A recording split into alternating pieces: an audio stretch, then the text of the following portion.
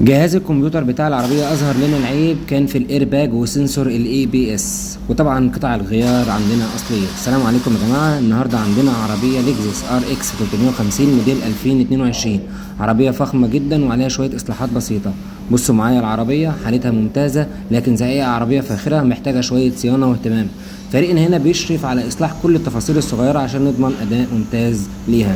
شكرا لكم، جي ار ام.